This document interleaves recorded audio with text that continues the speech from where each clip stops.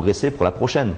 Et à un moment donné, je crois qu'il y a pas de, il y a cette stabilité aussi qui manque en Afrique. Par exemple, tu qualifies l'équipe pour la Coupe du Monde. Tu as toujours cette canne qui est juste avant la Coupe du Monde. Pour X raisons, tu fais une Coupe d'Afrique pas très bonne, on vire le coach. Et tout ça, c'est pas bon.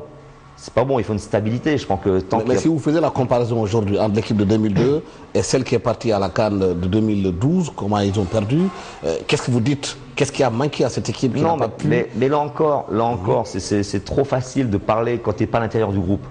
Moi, je ne vis pas avec le groupe. Comme je te disais, comme j'ai dit, je répète encore, c'est les joueurs qui jouent les matchs et sont les hommes qui gagnent les matchs. Je ne connais pas les garçons, comment ils sont mentalement, comment ils sont psychologiquement dans leur tête. Je sais que ce sont des bons joueurs. Tu les prends tous, individuellement, c'est que des bons joueurs. Ils jouent tous dans les grands clubs européens. Ils sont tous titulaires à part entière, pratiquement. Chose qui n'était pas en 2002. Mais maintenant, comment ils sont dans le mental, comment ils sont dans le quotidien, comment ils sont dans le journal, est-ce qu'ils ont cette force, cette mentale de vouloir se dépasser? Je ne connais pas. Ça, je ne peux pas vous le dire. Aujourd'hui, il y a certains qui disent que cette équipe n'a pas un Fadiga, qu'on avait, qui est un régulateur de terrain, qu'on n'a pas un Diouf qui est assez fou, qui jouait dans cette équipe. On ne retrouve pas dans la nouvelle équipe sénégalaise aujourd'hui. Parce que ça peut faire aussi un détail qui fait la comparaison. De toute façon, dans tout ce qu'on dit, la première chose, c'est la qualité, c'est d'avoir la qualité des joueurs. Ça, c'est la première. En gros, l'exemple type, c'est la France. La France en 98 est championne du monde avec Zidane. Zidane ne joue pas en 2002, il passe pas le premier tour. Il rejoue en 2006, il joue la finale de la Coupe du Monde. Tu as l'équipe de France avec Zidane et sans Zidane. C'est sûr que tu as toujours un joueur, tu prends le Barça, avec Messi et sans Messi, c'est quand même, il y a toujours besoin d'un ou deux joueurs d'exception. Nous, on a eu la chance d'avoir un garçon comme Diouf et de Kali qui ont vraiment été impressionnants. Ils ont fait une Coupe du Monde exceptionnelle. Et là, entre 2000 et 2002, c'était le meilleur joueur africain. On ne parlait pas d'Eto'o, on ne parlait pas de Drogba, on parlait de Diouf. Partout où il passait, c'était un phénomène. Il a fait des choses extraordinaires. Pour le Sénégal, il a fait des matchs de fou. Il a eu cette capacité qui est individuelle de renverser des matchs. Ça, c'est clair. Et on avait deux artistes, on parlait de Kali et de Elhadji. Après, dans ce groupe, tu avais des joueurs qui étaient vraiment aussi des bosseurs. Et on savait qu'on avait deux joueurs. Et ça permettait aussi, sur le plan physique et défensif, de laisser... Papo Diop et Salif Diao. C'est deux monstres. C'est deux monstres. Pour moi, c'était le meilleur milieu de terrain du monde. C'était les deux meilleurs récupérateurs au monde à cette époque-là, en 2002. Moi, je n'avais pas peur. Quand je savais qu'on venait jouer contre Vieira et Petit, je savais que c'était plus fort que Vieira et Petit à cette époque-là. Ils étaient plus forts qu'eux. Donc, ça permet à des joueurs comme Elhadji Kali de vraiment se libérer sur le plan offensif. Et je pense que c'est ça qu'il faut trouver. Il faut trouver une équipe très homogène, un groupe, comment dirais-je, qui est 11 joueurs, ça ne fait pas forcément une bonne équipe. Ce qui est important, c'est que les gens soient complémentaires, qu'ils puissent jouer les uns avec les autres. C'est ça la difficulté du coach, c'est pas de mettre 11 joueurs sur le terrain, c'est de savoir les faire jouer ensemble. Et des moments, c'est sûr, il y a des choix qui ne font pas toujours plaisir, ça je le sais, ça c'est la vie, mais c'est la vie du coach. Mais aujourd'hui, la nouvelle équipe sénégalaise est en reconstruction, vous avez une sorte de transition entre ceux-là qui étaient très petits, entre guillemets, en 2000, qui sont montés en puissance, les Mamadou Niang et les autres, les Bayal Sall et les Kader Mangane. Il y a des jeunes qui viennent, les Papy Demba Cissé et les Dembaba qui sont entraités de l'équipe, les Ousmane Doy. Il y a une osmose qu'il faut mettre en place pour qu'elle soit performante, cette équipe. Si vous arrivez à qu'on vous confie cette équipe-là, comment vous allez faire cette Moi, je pense que la transition, en fait, moi je pense que le passage de témoin entre l'équipe de 2002 et l'équipe d'aujourd'hui, elle a été brute. Je pense qu'il aurait fallu prendre plus de temps avant d'écarter tous ces joueurs de 2002. Je pense qu'il fallait prendre un peu plus de temps. Bon, pas forcément des joueurs en étant titulaires, mais des joueurs qui ont quand même, comment dirais-je, une expérience, qui ont vécu des choses fortes. Des leaders. Des leaders, et qui, même s'ils n'étaient pas sur le terrain, apportaient un plus. Je veux dire, c'est comme le rôle de grand frère. Ça, je pense qu'il y a des joueurs comme Ardaf, il y a plein de joueurs qui auraient pu jouer ce rôle-là. Et je veux dire, c'est important. Pas que ces joueurs-là soient de suite, boum, allez, on a une nouvelle génération, c'est eux qui jouent. Non, je pense qu'il y a un passage de témoin qu'il faut justement aller tranquille et faire les choses pour qu'ils inculquent ces valeurs. Ces valeurs-là, elles doivent se transmettre. Et je crois que les anciens joueurs avaient un rôle important à transmettre, comme les Ferdi, même si Ferdi est dans le staff. Tu sais, quand tu es dans le staff et quand tu es sur le terrain, c'est deux choses différentes. Quand tu es sur le terrain, on t'écoute plus que quand tu es par moment, tu vois, parce que sur le terrain, c'est le grand frère, on écoute, tu vois, et des moments, je pense que ces joueurs-là avaient quelque chose à faire pour l'équipe nationale du Sénégal. Et je crois que la transition a été un peu, brutale. Mais si aujourd'hui on vous la confie l'équipe, qu'est-ce que vous allez faire justement pour qu'il y ait une osmose entre les anciens et les nouveaux? Déjà, je pense que la première chose, c'est de bien connaître les hommes. Après, tu vois, tu peux pas, de l'extérieur, on peut tous parler. Mais ce qui est important, c'est comment dirais-je, de vivre à l'intérieur du groupe. C'est pour ça qu'au début, le gros travail avec cette équipe, c'est de connaître les hommes, discuter avec eux, savoir le fond. Et c'est un rapport individuel. Bon, il y a d'abord le collectif, on parle avec tout le monde, et après chaque cas, il faut discuter. Je veux dire, nous, en 2002, Fadiga ne réagit pas comme Diouf et ne réagit pas comme Moussa Ndiaye. Chaque homme est différent. Donc ce qui est important, c'est de tirer le maximum de chaque homme, d'avoir un message avec chaque homme. À Omarda, face à Diao, à l'UCC, c'est des gens encore... Tu vois, tous ces gens sont différents. C'est comme nos équipes de télévision, vous êtes tous différents. On a tous des qualités, mais si on veut faire tous le même travail, on n'y arrivera pas. Ce qui est important, c'est que c'est comme un orchestre, chaque personne soit le top du top dans son poste. C'est ça qui est important. Et si le garçon est le top du top dans son poste, là, tu peux avoir une équipe. Oui, mais les Sénégalais, c'est des gens qui adorent le football. On a vu quand même l'équipe qui est partie à la dernière CAN. Dans les éliminatoires, elle a été impériale. Mais une fois la phase finale de la CAN, paf, 3 matchs, 3 défaites, les jeunes Sénégalais n'ont pas compris. Et les attaquants qui sont dans cette équipe, les joueurs, c'est les meilleurs dans leur poste dans le monde. Qu'est-ce qui peut gripper une équipe comme ça? Parce qu'un tournoi, c'est encore différent. Faire un tournoi et faire des qualifications, c'est un match. Tu joues un match, après tu es reparti. Mais un tournoi, il faut répéter les efforts 3-4 jours après. Donc c'est pour ça, il faut vraiment savoir si les joueurs sont capables de les répéter. Un tournoi, c'est totalement différent. Un tournoi, et tous n'ont pas les mêmes, comment dirais-je, les mêmes motivations. Tu prends une équipe, comment dirais-je, c'est plus dangereux de jouer une équipe comme la Zambie que de jouer le Ghana ou la Côte d'Ivoire, par moment, parce que la Zambie, ils veulent tout prouver, tout montrer, donc ils veulent tout bouffer. Et des moments, tu pars sur un premier match, alors que c'est très important, hein, le premier et le deuxième match. Mais si tu pars mal sur un premier match, déjà, tu fous ton tournoi en l'air. Et je pense que peut-être que le Sénégal a peut-être fait un excès de confiance en jouant contre la Zambie, je sais pas, mais je dis ça, mais je sais pas, je mets bien un point d'interrogation. J'en sais rien, il faut demander, c'est les joueurs qui savent et les coachs qui savent. Mais peut-être qu'ils ont un excès de confiance en pensant que ça va être facile, que le talent ne suffit pas. Le talent ne suffit pas, je pense qu'il faut d'autres qualités pour réussir. Ton talent, tu le mets au service du collectif. Ton talent doit servir l'équipe. Je veux dire, il n'y a qu'une star, c'est l'équipe, c'est pas le joueur. La star, le joueur doit servir l'équipe. Il doit donner le maximum pour que l'équipe soit forte. C'est ça qui est important. C'est pas le joueur individuellement. Bien sûr qu'on va toujours parler plus d'un joueur qu'un autre, mais j'ai ton talent, tu dois le mettre au service de l'équipe. Et c'est ça qui est important. Maintenant, pourquoi ils n'ont pas réussi? Je te dis, Mais ceux qui aiment le football, qui regardent un peu les matchs qui se font, ils disent que le Sénégal a beaucoup de joueurs, mais n'a pas un collectif. On ne voit pas les liens, le milieu de terrain, le jeu fluide, les passes, le doublement des passes dans l'équipe. On voit souvent la défense balancer la balle à l'attaque, et souvent l'attaque est fatiguée par rapport à notre défense, ça n'arrive pas. Les gens ne comprennent pas pourquoi le Sénégal n'arrive pas à avoir un jeu fluide au milieu de terrain où il y a les passes qui sont faites, qui sont bien faites, un collectif huilé en fait. Non, mais ça c'est un travail de temps, un travail d'équipe. Je pense que c'est un travail quotidien, quoi. Mais le problème aussi, il faut savoir que l'équipe nationale, tu n'as pas beaucoup de temps quand tu travailles. Je veux dire, tu as les 11 joueurs, par exemple, tu as un match à préparer une équipe, une qualification. Les joueurs, ils arrivent 4-5 jours avant, et après ils jouent et ils repartent.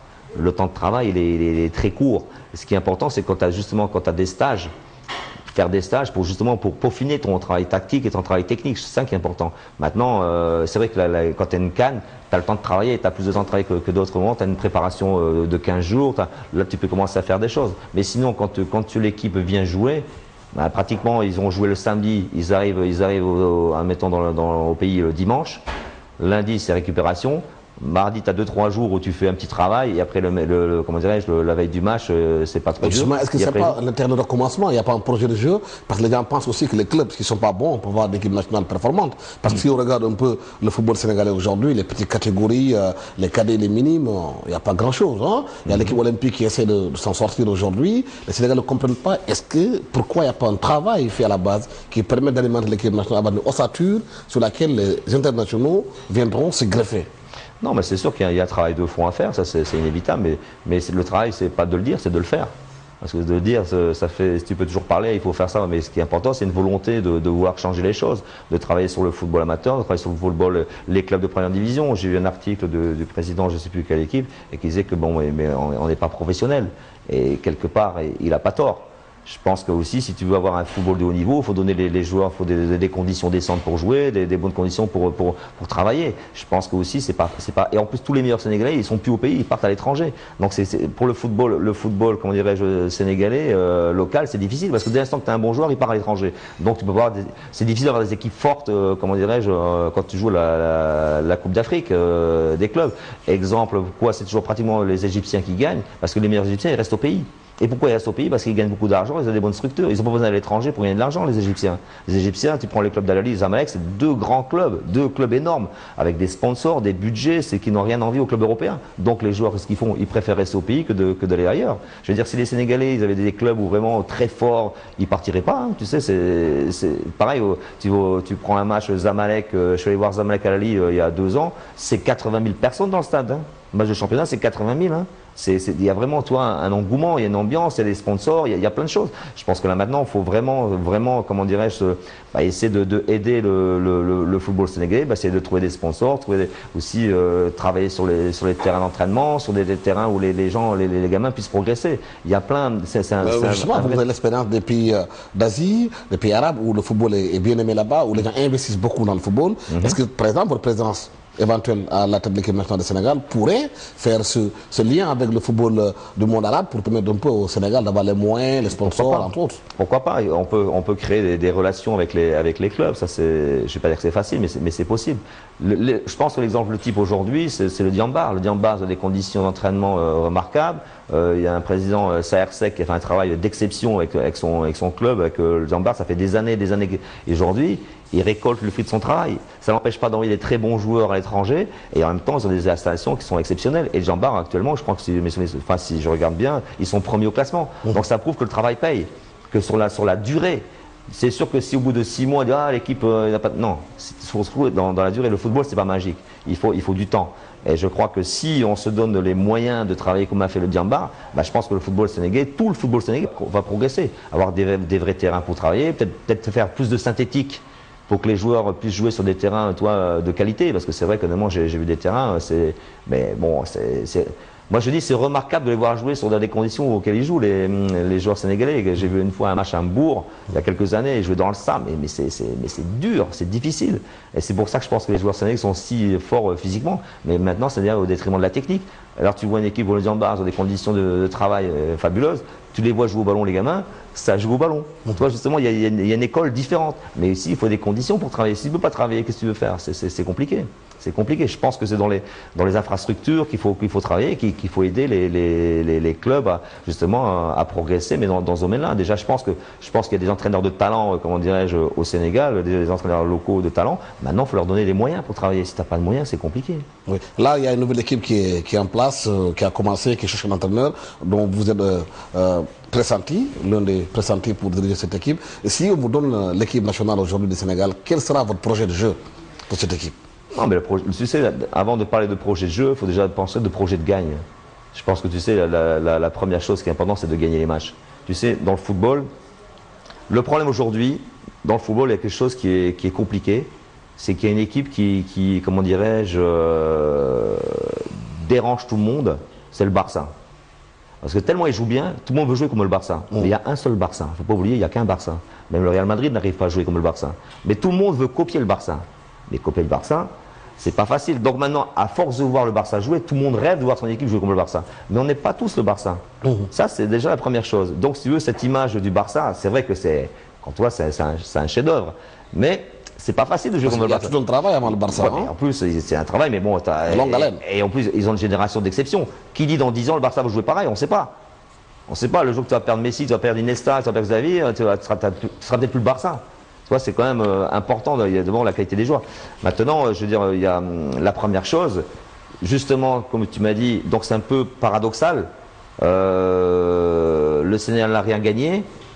Je pense qu'auparavant, le Sénégal a fait des beaux matchs de qualité. Mais d'abord, je pense que la première chose, c'est la culture de la gagne. Tu sais, inculquer cette culture de la victoire, c'est aussi important. Parce qu'en fait, la finalité du football, tu joues pour quoi? Tu joues pour gagner. Oui, mais comment l'inculquer? Mais ça, c'est un travail. Ça, c'est un travail de longue haleine. Tu ne vas pas dire aujourd'hui, bon, jouer comme le Barça. C'est ça, tout le monde peut le faire, tout le monde peut le lire. Après, c'est un travail de longue haleine. Maintenant, inculquer des valeurs de mental, ça, on peut le faire. Ça, on peut travailler là-dessus. Rendre les joueurs forts.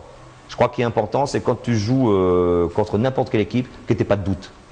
C'était notre force en 2002. C'est quand les joueurs rentraient sur le terrain, ils étaient persuadés qu'ils étaient les plus forts. Donc ça, c'est important. Ne pas, comment dirais-je, faire de complexe. Ne pas se dire demain on va jouer contre, je sais pas, l'Argentine. Oh là là là, non, tu joues, il n'y a pas de problème. Et aussi répéter des grands matchs. Je pense que faire des matchs internationaux, de changer comment dire, donne un exemple. C'est sûr qu'on était en quart de finale de la Coupe d'Asie avec le Qatar. Les gens ne savent pas ce que ça représente. Mais pendant 2 ans, on était joué en Europe avec les joueurs. Je suis parti en Europe parce qu'ils jouaient toujours les mêmes matchs contre le Koweït, contre la Jordanie, contre Oman, toujours les mêmes matchs. Un jour, j'ai écouté, maintenant on va partir jouer en Europe. Et il faut savoir que la sélection du Qatar, pour vous rendre compte ce que c'est que le championnat, il y a 12 équipes. Et à l'époque où j'ai pris l'équipe, il n'y avait que 10 équipes. Et 6 étrangers par équipe. Donc il reste 50 joueurs. J'ai fait une équipe nationale parmi 50 joueurs. Imagine si tu n'as que 50 joueurs au Sénégal. Et ils doivent faire l'équipe nationale. Donc pour te rendre compte de la proportion que c'est. Et avec cette équipe-là, on est arrivé en quart de finale de la Coupe d'Asie. On a fait trembler le Japon. On menait 1-0. On fait 1-1. Après on mène 2-1. 2-2. Et on perd dans les arrêts de jeu 3-2 contre les vainqueurs de la Coupe d'Asie. Contre les Japonais. On a battu la Chine de 0. On a été faire des matchs amicaux. On a réussi à battre le Paraguay parce que les gens sont en Europe. On a été joué en Bosnie. On a été joué en Croatie. Au départ, c'est sûr que ça faisait les joueurs, même les gens de la fédération. Non, Bruno, il ne faut pas les jouer en Croatie. C'est trop pour nous, c'est pas possible. Si tu veux apprendre, c'est là-bas que tu apprends. Et je pense que maintenant, un pays comme le Sénégal, il doit changer aussi de football. Même s'il joue en Europe, de temps en temps, c'est bien de jouer contre des équipes différentes que du style africain. C'est bien aussi de temps en temps de changer, de voir autre chose. Et je crois que ça, pourquoi pas de temps en temps aller faire une tournée au Brésil, pourquoi pas faire je veux dire, changer de football. Pas toujours être dans le même, Côte d'Ivoire, Sénégal, Ghana, je veux dire, toujours ce même genre de match. À un moment donné, je pense que même s'il joue en Europe, mais l'équipe, c'est les 11 joueurs, ils ont besoin de voir autre chose aussi. Et je crois que si tu veux progresser, c'est de temps en temps, c'est justement c'est un investissement, c'est sûr, qui est lourd. Mais pourquoi pas jouer contre le Brésil, pourquoi pas jouer contre l'Argentine, pourquoi pas rejouer contre la France, tu vois, ce style de match, pas toujours les mêmes matchs. Et aussi, de temps en temps, jouer contre l'équipe asiatique, la Corée du Sud. Quand tu vois le football asiatique, comment il a progressé, c'est énorme. Je pense que c'est hallucinant. Tu prends le Japon, la Corée du Sud, l'Australie, comment ils ont progressé, c'est impressionnant. Parce qu'eux, ils jouent contre des équipes. Parce que là-bas, il y a quand même des investissements dans le football. Oui, les institutions ont investi. Mais chez nous, le football, il n'y a pas beaucoup d'investissement dans le football aujourd'hui pour faire progresser les choses. Ouais, mais je pense, écoute bien, si tu fais un grand match, tu fais un Sénégal-France, tu crois que le stade sera vide? Ce sera plein. Tu crois que tu ne vas pas trouver les sponsors? Ce sera plein craqué. Tu joues un Sénégal-Italie, tu crois que le stade ne sera pas plein? Le stade sera plein. Après, tu trouves des sponsors, des machins. Je pense que tu peux. C'est facile à dire. Maintenant, il faut voir comment on peut mettre en place. Mais il y a tellement de gens. Maintenant que l'image du Sénégal a un peu baissé sur le plan international, ça sera plus difficile. Mais en 2002, c'était très facile de trouver des. Nous, on était sollicités sans arrêt pour jouer. Nous, moi, je me rappelle, on a fait un match amical au Japon, on n'a rien payé. Hein. Ils nous ont invités. Hôtel, déplacement, primes, tout était offert par c'est le Japon qui payait tout. Donc toi, tu peux faire des choses comme ça, tu peux arriver à faire ces choses-là. Donc, et si tu veux progresser, il ne faut pas toujours jouer, quand tu fais un match, je prends l'exemple, tu vas faire un match, je ne sais pas, Congo, Sénégal à Paris. Justement, parce que tu n'as pas d'argent pour les déplacements. Mais de temps en temps aussi, tu dois investir si tu veux progresser. C'est dans tout travail. Si tu veux progresser, il faut un investissement. Et si tu n'as pas d'investissement, tu vas rester toujours au même niveau. Hein. Et même ton niveau, il va descendre. Et ce qui est important, de temps en temps, il faut essayer de faire progresser le football, mais à tous les niveaux, que ce soit local, que ce soit international, c'est important. Mais là, il y a urgence. Aujourd'hui, si on vous confie l'équipe nationale du Sénégal, il faudrait lever les éliminatoires très rapidement, il faudrait regrouper les joueurs, faire un travail énorme. Est-ce qu'il est possible aujourd'hui de s'en sortir? Non, moi je pense que c'est bien sûr. Je veux dire, déjà tu as une base essentielle, c'est la qualité. Déjà la qualité, tu l'as. Si tu n'as pas la qualité, c'est difficile. Mais la qualité, tu l'as. Tu sais que tu as la qualité. Maintenant, il suffit de faire nous, comme on faisait avec les joueurs, on partait 8-10 jours on partait dans des camps d'entraînement, tranquilles, dans des villages. On était à un plan de Cuc à l'époque, à côté de Marseille.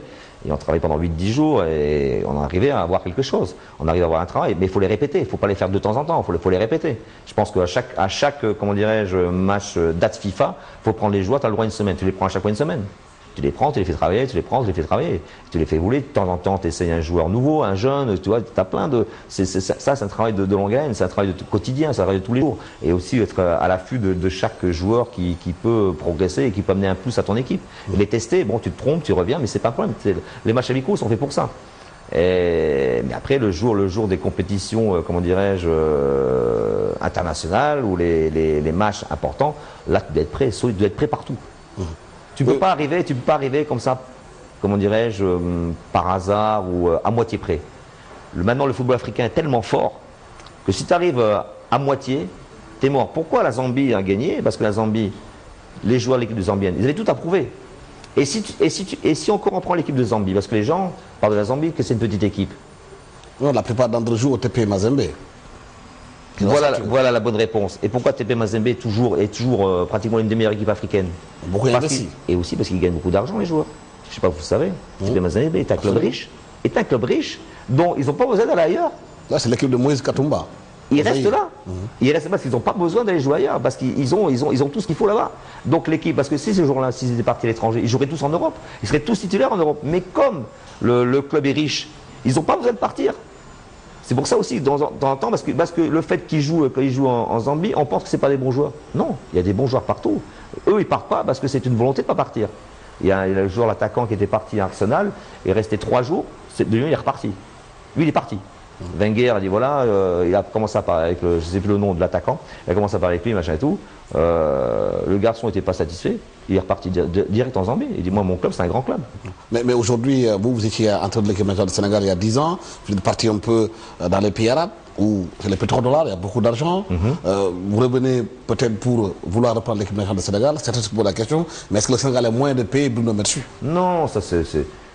Honnêtement, si je viens, comment dirais-je, je dis bien si, avec une interrogation au Sénégal, ça ne sera surtout pas une affaire d'argent. C'est vraiment, comment dirais-je, moi c'est un challenge sportif qui m'intéresse, c'est des recherches d'exploits, de faire des choses. Et même, pour te dire à quel point je suis, aujourd'hui j'ai la possibilité de rester au Qatar, aux Émirats, j'ai eu un contact avec un club chinois, j'ai pas de problème de travail aujourd'hui, j'ai cette chance-là. Maintenant, si je reviens, je me dis pendant les 10 années que je suis parti dans le golf avec les pays arabes, où j'ai gagné beaucoup de titres, je veux dire, on a gagné des titres de Champions League, de champions, beaucoup d'argent aussi. Beaucoup d'argent, on peut le dire. Mais je veux dire, ce qui était important, si je reviens au Sénégal, c'est comme si j'avais une dette. Je me dis, je suis redevable. Parce que finalement, ce qui s'est passé derrière, c'est grâce au Sénégal aussi. Parce que si Bruno Metsu était connu après, mais c'est aussi grâce au Sénégal. Donc, si tu veux, quelque part, c'est comme si j'ai une dette envers l'équipe nationale du Sénégal. Je ne dis pas que si Bruno Metsu est entraîneur du Sénégal, ils seront champions d'Afrique. Je ne peux pas le dire ça, parce que je ne sais pas. Mais je veux dire, ce ne sera pas un problème d'argent. Si je ne viens pas au Sénégal, ce sera un problème de choix de personne. Ça sera un problème parce que les dirigeants auront préféré prendre Pierre Lechantre ou quelqu'un d'autre. Ça, c'est pas un problème. Ça, c'est pas mon souci. Moi, je sais que le problème d'argent, n'existera pas entre moi et le Sénégal. Ça, c'est clair.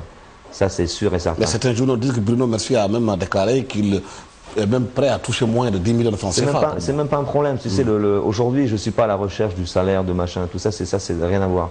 Et c'est même... Je veux dire, c'est des questions qui ne sont pas embarrassantes pour moi, mais en même temps que j'aime pas parler, parce que tu sais, aujourd'hui, on vit au Sénégal, il y a eu beaucoup de changements politiques, il y a beaucoup de gens qui sont dans la pauvreté, il y a beaucoup de gens qui travaillent, et quand tu dis je suis prêt à travailler pour moins de 10 millions, c'est indécent même. Moi, je trouve ça indécent, je suis désolé, mais c'est pas ma personnalité. J'aime pas dire, ouais, non, déjà, c'est beaucoup de salaire. Tu vois, je veux dire, moi je pense que quand les gens entendent ça, ils disent mais non mais c'est quoi? Tu vois, et je les comprends et ils ont raison. Donc pour te dire que, mais ça sera surtout pas un problème d'argent. Ça c'est clair, net, précis, tu sais. Et à un moment donné, parce que j'étais pas libre, mais en fait, mais c'est incroyable, c'est vraiment une chance incroyable parce que avec le club de Garafa, le contrat s'est résilié il y a quoi? Il y a 1 mois ou 3 semaines. Et je me suis retrouvé libre au moment, tu vois, où il fallait, où le Sénégal cherchait un entraîneur, mais ça pas. Mais presque si le Sénégal avait voulu de moi la saison prochaine, j'étais prêt à négocier mon indemnité de sortie. Mes propres, moi. Je n'avais même pas demandé au Sénégal quoi. J'aurais dit, moi, j'aurais été prêt à dire, voilà, je suis prêt à le faire. Je me serais arrangé peut-être avec les gens du Qatar, écoutez, voilà, on aurait essayé de négocier. Mais j'étais prêt à mettre de ma poche pour venir. Donc c'était pas un problème. Donc on peut dire que c'est pas. Mais à Carafa, vous avez démissionné ou on vous a remercié parce qu'en fait, à Carafa, c'est passé comme ça. On s'est passé comme ça. Donc à Carafa, on était déjà l'histoire de Carafa et moi, parce que j'étais champion de Carafa, on a eu beaucoup de très bons résultats avec Carafa. L'équipe Carafa est 6e la saison dernière, ne va pas jouer à la Champions League parce que c'est une catastrophe. Si le club joue de Juninho, machin. Le Prince m'appelle parce que j'allais partir aux Émirats. Le Prince m'appelle parce que mon contrat après la Coupe d'Asie était terminé avec l'équipe nationale. Le Prince m'appelle, dit Bruno, je veux absolument que tu viennes avec nous, machin et tout, parce que j'ai une relation forte avec le boss de Carafa. Et j'étais pas trop chaud pour prendre l'équipe. Et finalement, il arrive à me convaincre et je reprends l'équipe. On termine 2e du championnat. Donc il restait 6 matchs à jouer. On termine 2e. On se qualifie pour la Champions League. Ensuite, on gagne la coupe. Et on joue la finale de l'autre coupe. Donc carton plein sur la fin de saison, sur les 8 matchs qui nous restaient. Coupe d'Asie, on bat Al Jazeera 5-1. On fait vraiment un parcours de folie en fin de saison sur un mois et demi. La saison cette année redémarre. On a la malchance de perdre nos meilleurs joueurs comme Juninho qui repart au Brésil. Donc là déjà c'est une perte terrible pour le club. Mais l'équipe décide de partir avec les jeunes. Mais tout en sachant que ça va être difficile. Parce que là on a des jeunes joueurs qui n'ont jamais même pas joué en réserve. De junior, il passe en première. Et finalement, tant bien que mal, on arrive à faire quelque chose de pas trop mal. On se situe au tableau, mais qui n'était pas catastrophique. Donc, on savait que c'est une année de transition. Ensuite, on va jouer en Coupe d'Asie, première Coupe d'Asie. On va jouer aux Émirats. On fait un très gros match. On fait 0-0. Après, on gagne 2 matchs de championnat. Enfin, 2 matchs de championnat. Après la Coupe d'Asie, 3 jours après, on doit jouer contre un club Ryan, qui est une grande équipe. Mais j'ai 7 joueurs absents. Entre les suspensions, les blessures, donc là on décide de mettre les jeunes. Il me reste que 3 titulaires dans l'équipe. Mais après ce match-là, on avait encore 4 jours après un grand match à faire. Au bout de première mi-temps, on est mené à 0, on égalise un partout. Juste avant la mi-temps, on pénalty à la dernière seconde de la première mi-temps, pénalty 2-1, et un joueur est expulsé. Déjà, j'ai pas beaucoup de joueurs, encore. Et en deuxième mi-temps, au bout d'1 heure de jeu, on prend un 3e but. Qu'est-ce que je fais? Les 3 meilleurs joueurs, je les sors aussi. Parce que je dis, pas prendre de risques, et surtout qu'il y avait un garçon, notre attaquant. L'arbitre l'avait dans le collimateur, je sors les 3 joueurs qui restent, que tu perds 3-1, 4-1, 5-1, pour moi c'est plus de valeur. Donc on perd 5-1, avec pas d'équipe, avec des gamins, et 4 jours après on doit jouer contre le club d'Ali. Je fais l'entraînement toute la semaine. Le matin du match, donc le coach n'est même pas là. Le matin du match, avec le président, non Bruno, on veut changer, machin, je dis ok, pas de problème, on change. Le soir l'équipe gagne 4-1, je quitte le club et 5e. Et le nouvel entraîneur est arrivé après. Donc ce qui fait que, pour moi, c'était, comment dirais-je, on a comme un accord, mais j'étais déçu. Je trouvais que c'était pas correct. Donc après, je suis parti et maintenant, je me retrouve de nouveau sur le marché. Mais vous avez des propositions de la Côte d'Ivoire, du Nigeria, on parle même de la Russie. Je ne peux pas vous en parler. Ça, ne parlons pas de mes projets d'autres clubs, d'autres pays. Ça, je pense que c'est pas le. Moi-même, je ne sais pas ce que je vais faire. Donc, je ne peux pas vous dire où je vais aller, ce que je vais faire. Je ne sais même pas si je peux pas. Je sais absolument pas. Même la Chine qui était sous. La Chine, mais je ne pas vous. Je sais pas. Aujourd'hui, je suis venu au Sénégal. C'est le hasard fait que j'ai pris 10 jours de vacances, c'est les vacances scolaires avec les gamins. Donc on est venu au Sénégal comme chaque année, comme on fait avec la famille, avec ma femme, mes enfants. Donc on vient pour se ressourcer parce qu'on a beaucoup d'amis et qu'on aime bien. Donc on est venu vraiment pour passer un moment de tranquillité. Et ce qui fait que maintenant, et au même moment où j'arrive, c'était la période où le Sénégal cherche un entraîneur. Donc c'est vraiment un hasard, quoi. C'est un hasard incroyable. Mais maintenant, je ne sais pas que ce sera la finalité parce que je repars vendredi et c'est tout. Donc dans ma tête, c'est pas programmé. Je vis au Sénégal pour prendre l'équipe nationale du Sénégal. C'est le hasard qui a fait que ça s'est trouvé comme ça. Mais justement, à chaque fois que le Premier ministre a une équipe nationale, un club, il y a eu des résultats. Quel est votre secret? Mon secret, je ne sais pas si j'ai des secrets. C'est surtout qu'il y a une confiance au niveau des hommes et de retirer le maximum de l'homme, pas du joueur. L'homme, pour moi, le joueur, c'est pas un numéro. C'est un homme. Et il faut rechercher tout ce qu'il y a dans l'intérieur de l'homme, dans son cœur, dans sa tête. Et c'est ça qui est important. Si lui, il est bien dans sa tête, dans son corps, il va donner le maximum. S'il n'est pas bien, ça sera un peu plus difficile. Donc il faut que le joueur, le jour J, il soit au top du top. Il faut qu'il n'ait pas de problème, il faut qu'il soit bien. Mais parce que vous faites un travail psychologique par rapport aux joueurs. C'est un travail de relationnel. C'est pour ça qu'à l'époque, je ne sais pas si vous vous souvenez l'histoire. En 2002, on disait ouais, mais Bruno, c'est pas un entraîneur, c'est l'ami des joueurs. Mais combien de fois je l'ai entendu ça? Donc on me reprochait presque d'être trop ami. Mais moi je pense que dans le football, les gens pensent que l'entraîneur doit être à l'écart. Tu vois, la relation ne doit pas être forte parce qu'ils pensent que sa crédibilité ne sera plus, il sera plus respecté. Il a peur que son autorité, ça va nuire à son autorité. Et je trouve que c'est une connerie. Parce qu'il y a Bruno Metsu, l'ami des joueurs, l'ami des hommes, en dehors du terrain. Et il y a Bruno Metsu, que tu pourras discuter avec les joueurs, que ce soit Diouf, Fadiga, Lamine Diatta, qui lâche rien, qui est un fou. Moi, une position, je peux tuer le joueur, j'arrête tout, je deviens fou.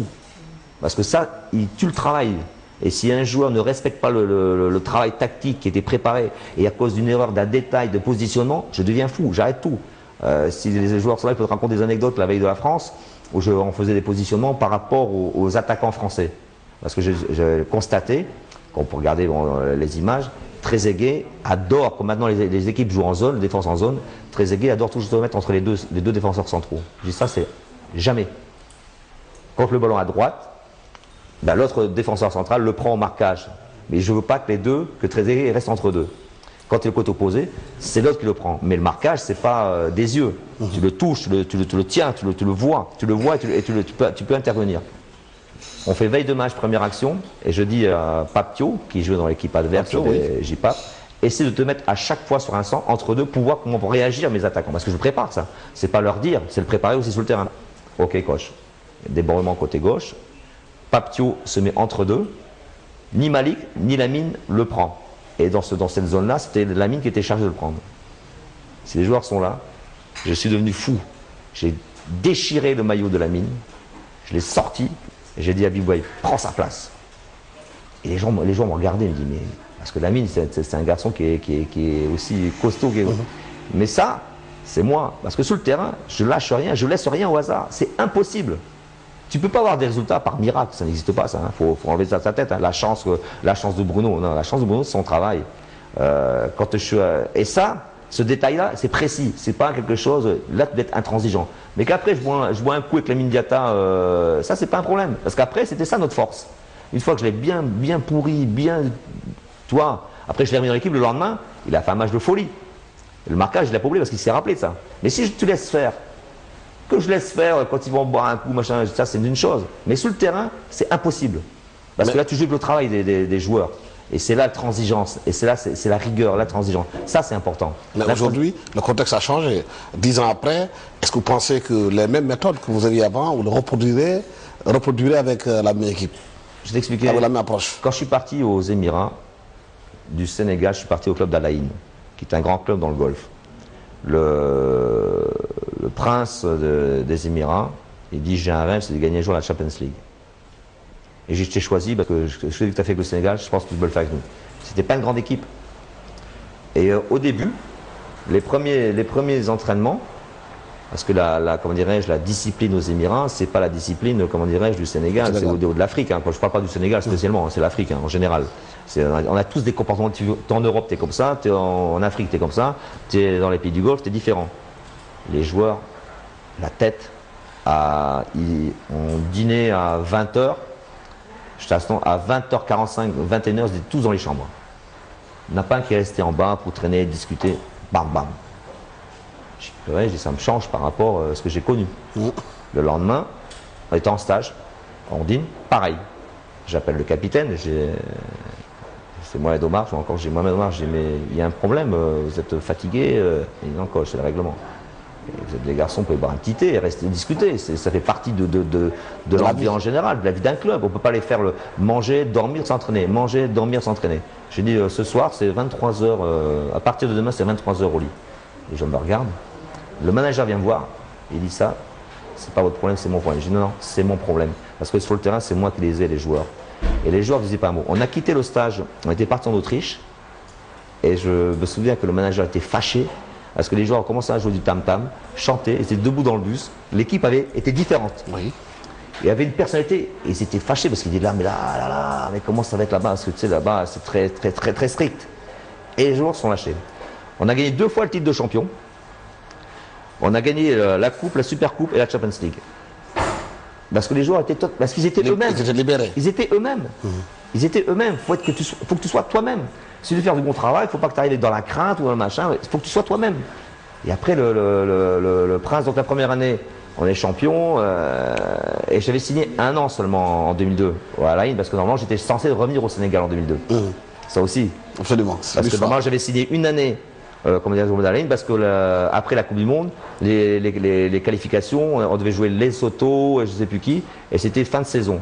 Mais donc j'avais 1 an sans travail. Et j'avais demandé qu'on puisse me libérer pendant 1 an et revenir. Chose qu'on m'a dit oui en partant, et au bout d'un mois, on a changé, on a dit non, c'est pas possible. C'est pour ça que Guy Stéphane est venu à ma place. Mais au départ, on m'a dit oui, on m'a donné le feu vert, parce que si on ne me donne pas le feu vert, je ne peux pas quitter le Sénégal avec mon contrat, c'est impossible. Après les gens, Bruno, non, j'ai demandé l'autorisation, on me l'a donné. Mais 1 mois après, on m'a dit non, il a qu'à rester là-bas. Voilà, Bruno, merci de nous recevoir chez vous. Merci à tous les téléspectateurs de la TFM d'avoir suivi avec nous Question Directe, ici à Mbour, à Saly, où nous sommes venus rendre visite à l'ex-entraîneur de l'équipe nationale du Sénégal, qui, vous le savez, est dans la liste, shortlist de ceux qui doivent entraîner le Sénégal avec Pierre Deschamps. Le comité de la Fédération sénégalaise de football doit faire le choix dans quelques jours. Merci de nous avoir reçus chez vous. Merci à toute l'équipe technique de la TFM d'avoir été avec nous. Merci, à la prochaine.